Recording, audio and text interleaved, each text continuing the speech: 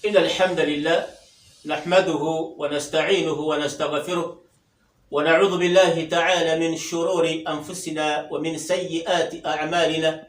من يهده الله فلا مضل له ومن يضلل فلا هادي له.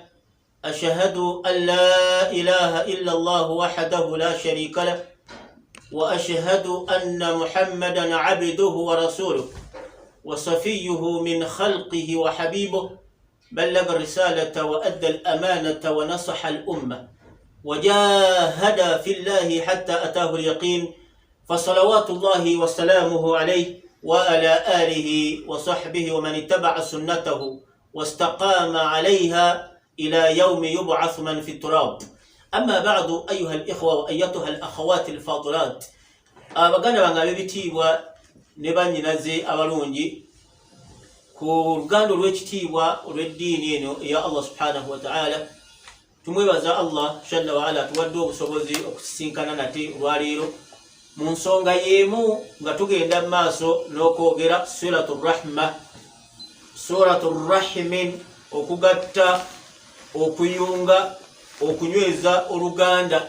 Nsonga nnene nnyo okuyunga oluganda nnyo. Laba Allah yakola ekyewuunyisa, ja'ala rahimin, yaddira oluganda mushtaqqa min ismihi rahman, yakijjira ddala ku linnya lye rahmanun. Arrahimun lwe luganda, erinnya lye rahman, yaddira ekitundu ku linnya lye n'akissa ku luganda, n'agamba oluganda ne lugamba nti man wasalani wasalahu Allah, omuntu yenna nannyunga Allah agenda kumuyunga ku ye. Wa man qata'ani, alinkutulawo amakulu alikutula oluganda, qata'ahu Allah, Allah naye agenda mwekutulako. Idhan alladhi yuridu an yakuna ma'ahu tawassul, omuntu ayagala okufuna okuyungagana ma'a rabbihi falyasil rahma, yunga luganda lwo singa oyagala okubeera akakwate ne Allah subhanahu wa ta'ala. Nawe kiti abalungi, abantu bangi nnyo yatahawanuna ani silati rahimin, bangi bagayalirira nnyo okuyunga oluganda. Falidhalika qala an-nabiyyu sallallahu alayhi wa sallam, ombaka yalanga akabenje n'agamba sallallahu alayhi wa sallama, la yadkhulu al-janna qati'ir rahma, omuntu qati'ir rahimin, omuntu ayunga oluganda, akutulawo oluganda tagenda kuyingira jjana. Nafa Allahu dukhula aljanna liman qata'a arrahma, man qata'a arrahimin, omuntu akutulawo oluganda Allah tagenda kumuwa jjanaye, kubanga ejjanaye ate yalagira okuyunga oluganda. Kati bw'okutulawo oluganda ne baganda olwa ensonga zino ez'edduniya, Allah agenda kutukawo naawe n'ebyenkomerero togenda kubeerayo nakakwate. Allah ne riziki yonna agisaabulula, thumma n'obuwangazi bunaabukutulawo singa okutulawo oluganda. Amma bw'oyunga oluganda Allah akwongeramu obuwangazi. Subhanallah, ekimu kukyongeza ku buwangazi kuyunga luganda, ekyongeza riziki kuyunga luganda. Falidhalika indana ikhwanuna au akhawati, tulina ab'eŋŋanda oba bannyinaffe abakyala be bakyasinza okutulawo oluganda olw'ensonga entono ennyo. Falidhalika ayuha ikhwa, waliwo oluganda al-islami, olw'obusiraamu ng'omusiraamu nga tomumanyi, ne wabeerawo oluganda addammi, olw'omusaayi au nasabin, olw'ekika. Kati oluganda olwo tusaana nnyo dutunuulira, hatta walau kana kafirun, kabenga si musiraamu, labudda an takuna hunaka tawasulu, walina okubeerawo okukwatagana okujjako mu mbeera ezaawukana n'eddiini ya Allah subhanahu wa ta'ala, awo twawukana. Amme ensonga ezisigadde zonna tulina kukwatagana. Nabwe kitabo ebitiibwa, waliwo abantu abava mu ddiini, abadde muganda wo muki mu musaayi, lakin n'akutukawo n'eddiini, n'agenda n'eddiini endala, oyo tukolagana naye tutya. Ate ne wabeerawo oluganda nga ye wa musaayi naye nga asluhu kafirun, ng'ensibuko ye mukafiiri. Abantu abo tulina okukolagana nabo, tukolagana nabo. Allah yatugamba subhanahu wa ta'ala, la yanhaakum Allahu ani alladhina lam yuqatilukum fi ddin. Allah tabagananga senga babanga tebatulwanyisa, bali mu bukafiiri bwabwe naye tebatulinaako buzibu. Allah subhanahu wa ta'ala atugamba tukolegane nabo. Wallahu yuhibbul muqsitin. Allah ayagala nnyo abantu abakolagana nabo. Amma bwe babanga hatta kababeere nga basiraamu naye nga baawukanye Allah byagamba twawukana nabo. Ate ono avudde mu ddiini naye twawukana naye wa awo wonna embeera ezigaana okukwatagana naye mu ddiini. Allah subhanahu wa ta'ala yatugamba tukolagane n'abantu abo bonna. Amma idha kana kafiru murtadda an dini, senga ate ye atuuka ekiseera n'ava mu ddiini bigharadi min ad-dunya, naye ng'ekimugjeemu ayina byalaba byatafuna eby'edduniya naye nga bw'anaaba omukafiiri ajja bifuna n'aleka obusiraamu. Nabbi yagamba sallallahu alayhi wa sallam, la yu'minu ahadukum hatta yuhibba li akhihi ma yuhibbu li nafsihi. Tojja kubeera mukkiriza mujjuvu okujjako ng'oyagaliza muganda we ekyo ky'oweeyagaliza. Bw'olaba ng'avudde mu ddiini mumuyite, mumutuuze, mugati munnange obuze. Olaba ky'okutte kifaanaganira ddala nga bw'olaba embwa. Olaba ng'ovudde mu ddiini ng'oyagala bintu biri naye bigenda kukaayira yawmal qiyama. Muganda w'avudde mu ddiini afumbiddwe omusajja si musiraamu, alokose, avuddemu olw'ebintu byalaba nti bimukolera mu busiraamu tabifuna. Abange Nabbi yatugamba nti la yu'minu ahadukum, tojja kubeera mukkiriza mujjuvu hatta yuhibba akhihi ma yuhibbu li nafsi. Owulira nti obusiraamu obwagala nnyo mumuyite, mumutuuze. Mugaye tulaba ofaanaganyemu embwa. Olaba ofaanaganyemu embwa ogenda okugamba otya Allah.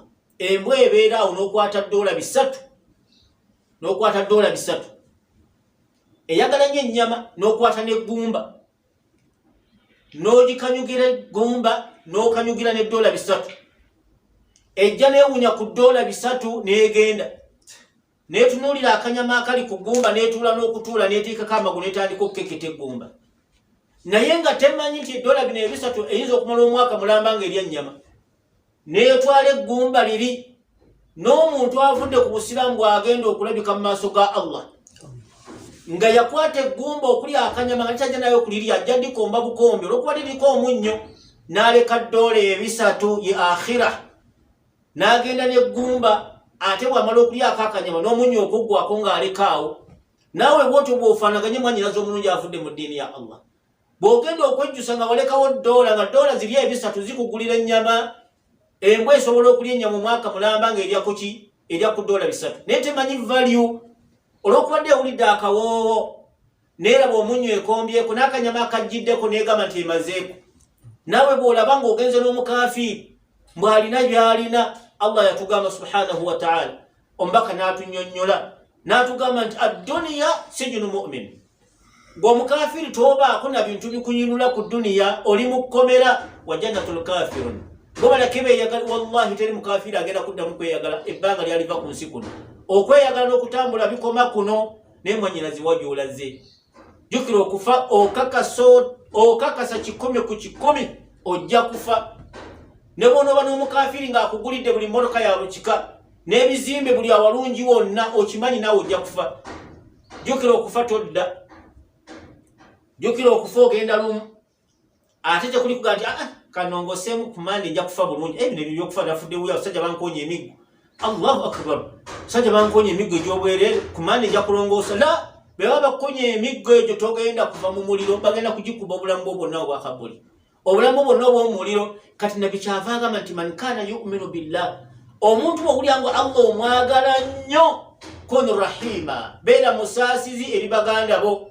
La yu'minu ahadukum, tojja kubeera mukkiriza mujjuvu hatta yuhibba akhihi ma yuhibbu li nafsihi. Mumubuulirire olwo mumwagadde n'oluganda muluyunze. Fa in aba, bw'abanga agaanye, fama alayka ila albalagh, gwe omulimu gw'okutuukiriza. Amma idha maata fi hadhihi alhala, bw'afiira kweyo embeera, la yudifanu fi makabiri almuslimin, temugezangako okumuziika we baziika abasiraamu. Wala yughassaru, omuntu oyo aba ateekutuseeko tetugenda kumunaaza ne bwe tulibeera nga ffenna tukuŋŋaanye. Wala yukaffinu fi akfaani almuslimin, era tazingibwa mu ssanda senga ava mu ddiini bw'atyo. Bigharadi min ad-dunya, ng'ayagadde ensi, musanga omusajja we mugagga yamufaako, abasiraamu baamubula, baakubula, naye ojja kutegeera kirwaki bakubula.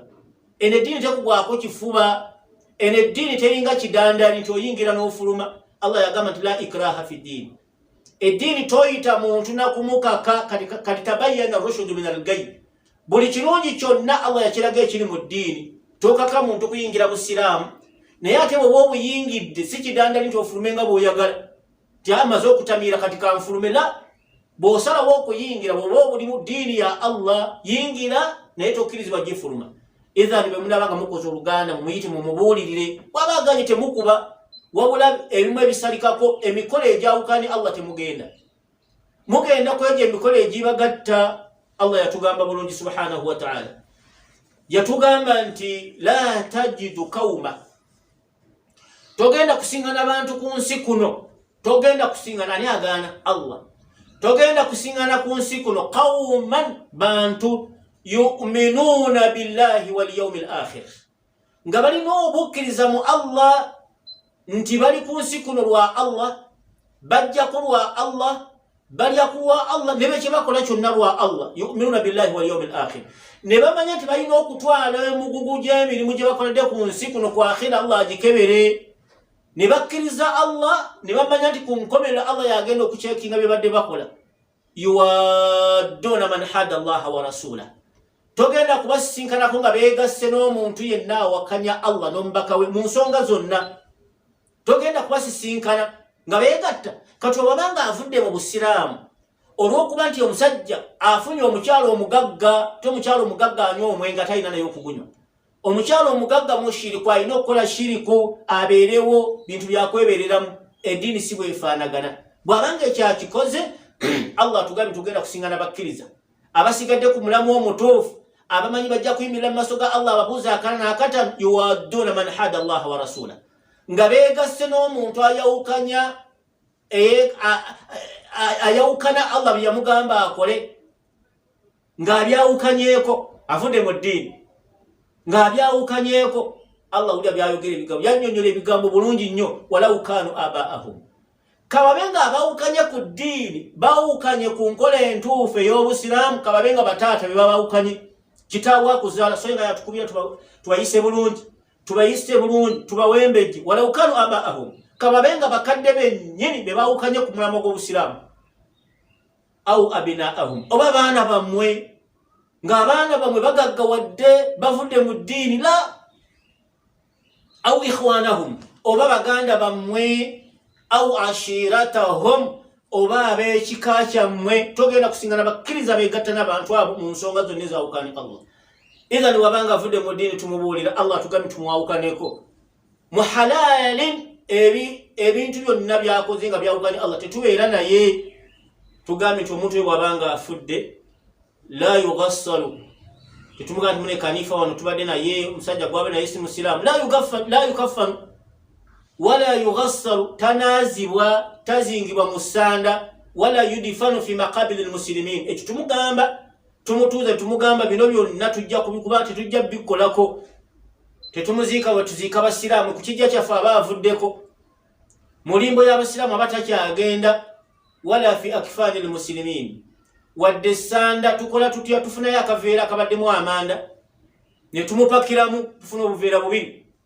Tulaba ebiveera veera mukoka byabadde atwala avudde mu ddiini ne tulaba mukoka kokaawo tulaba ebiveera bivuddemu amanda tumupakiramu omutwe ne gugendayo kisigalye tutekayo ekiveera ekirala ne tusibako ekyayi tumuteeka ku wilba ne twala ku kibira gye tumuziika senga ava kuki mu Busiraamu. Mbaka sallallahu yatugamba nti man baddala diinahu.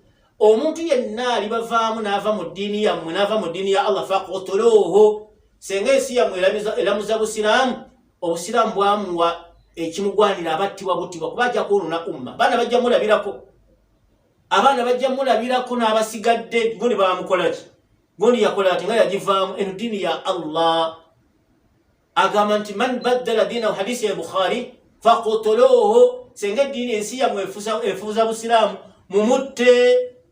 Wadifanuhu muzike wansi ku kibira omwamuse ku lusozi asinkane Allah subhanahu wa ta'ala. Idhan muganda waffe tumulumirwa tumubuulirira bwaba we byetaagisa tugenda tukola afumbiza tugenda tufumbira tubeerawo mu mbeera era esaanira ne tumuyambako ebisoboka naye bigende wala ku ddiini la Busiraamu butugaanira ddala nga Allah bw'atugambye aya yetusembyayo gye twogeddeko omulungi ti la tajidu qawma yu'minuuna billah Allah yagamba togenda kusiŋŋaana abantu bonna bakkiriza Allah wal yawmil akhir n'enkomerero etandikira mu kabbuli yuwadduuna man hada Allah wa rasulahu nga beegatta n'abo abawakanya Allah n'omubaka we walau kaanu abaahum kaba be bataata bennyini taata ng'akoze ekyawukaana obuddiini teri kikutwalayo au abinaahum oba baana bo nga be bakoze taata jangu tukoze bwe kiti nga kyawukaane Allah na au ikhwanakum oba baganda bamwanyina mwe baganda bamwe au ashiratahum Allah yakiraga bulungi oba ekika kya mukiina kye bikoze nga byawukaane Allah togenda kubasisinkanayo nabwe kityo edini ya Allah